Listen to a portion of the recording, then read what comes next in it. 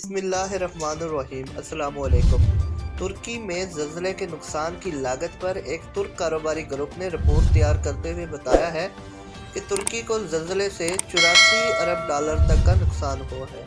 Ankara سے موصول report کے مطابق زلزلے سے ہونے والے نقصانات کا تخمینہ 84 ارب ڈالر ہوا ہے۔